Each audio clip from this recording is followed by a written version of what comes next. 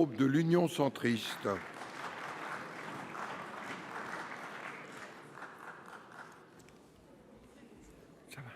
Vous avez la parole.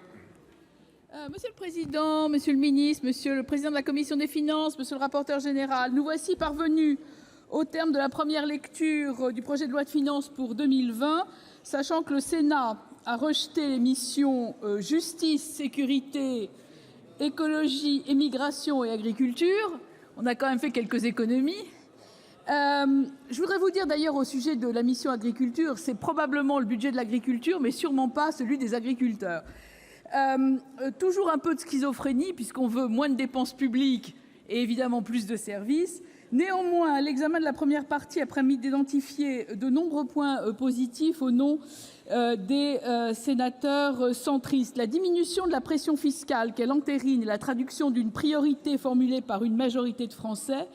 La justice fiscale est fortifiée par la baisse de 5 milliards d'euros de l'impôt sur le revenu au profit des classes moyennes, qui se traduira par un gain moyen de pouvoir d'achat, vous l'avez dit, d'environ 300 euros pour 17 millions de foyers fiscaux. La suppression de la taxe d'habitation pour 80% des contribuables en 2020 permettra elle aussi de générer un gain de pouvoir d'achat moyen de plus de 700 euros par ménage, sans que le processus soit définitivement stabilisé. La démarche de sincérisation du budget se poursuit, celle d'une meilleure lisibilité du système fiscal également, avec un toilettage de nombreuses niches et microtaxes. Nous nous en réjouissons. Ce budget 2020 a donné d'ailleurs le coup d'envoi à la réforme de la fiscalité locale, suivant des modalités finalement assez proches de celles qu'avait pu formuler notre commission des finances. Elle concerne en particulier la revalorisation des valeurs locatives dans les conditions du droit en vigueur. Elle concerne aussi le renforcement du mécanisme de garantie du montant des fractions de TVA affectées aux départements. La réforme paraît en tout cas bien calibrée pour ne pas répéter les erreurs du passé. Avec des fortunes diverses, le groupe de l'Union centriste a contribué au débat sur la réforme de la fiscalité. L'occasion nous est ici donnée de saluer la mise en place du simulateur Lex Impact, que nous espérons voir pérennisé et à l'avenir étendu à d'autres impôts que celui sur le revenu. Dans le domaine de la fiscalité des donations et des successions, le Sénat a voté à notre initiative la diminution de 15 à 10 ans du délai de rappel fiscal. Nous ne faisons pas beaucoup d'illusions sur le maintien de cette disposition qui, paraît-il, coûterait 450 millions d'euros. J'en viens à la seconde partie du PLF. Le groupe de l'Union centriste a soutenu la grande majorité des missions budgétaires. La stabilisation ou la légère baisse des crédits affectés à la plupart d'entre elles constitue un effort louable dans un contexte délicat pour nos finances publiques. Nous saluons l'effort consenti en faveur de nos compatriotes ultramarins.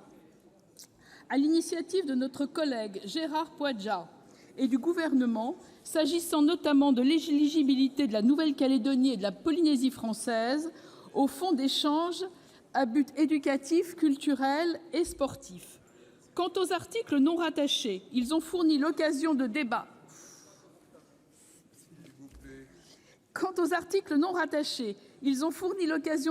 Riches et souvent récurrents sur lesquels nous avons parfois réussi à avancer. Maintien avec une belle unanimité, à l'initiative notamment de la présidente Catherine Morin-Desailly, de l'avantage fiscal lié au mécénat d'entreprise. Avec la même unanimité, le prolongement du PTZ dans les zones B2 et C et la prorogation, à l'initiative de notre collègue Bernard Delcros, des zones de revitalisation rurale. Bon, après les figures imposées, voilà les figures libres. Monsieur le ministre, si l'examen de toutes les missions ayant un lien avec le développement durable et l'écologie le même jour constitue un progrès, il n'est pas possible, à mon sens, de travailler sur le sujet dans le cadre d'un PLF, ni même dans le cadre de la loi sur l'économie circulaire. Je crois que nous devons programmer un débat clair sur la fiscalité verte, de façon à avoir plus de lisibilité et de compréhension, tant les dispositifs sont variés et multiples, et les interventions des uns et des autres multiples et parfois contradictoires. Je pense qu'à l'initiative conjointe de notre commission des finances et de la commission du développement durable, nous pourrions organiser un tel débat qui serait sûrement extrêmement productif.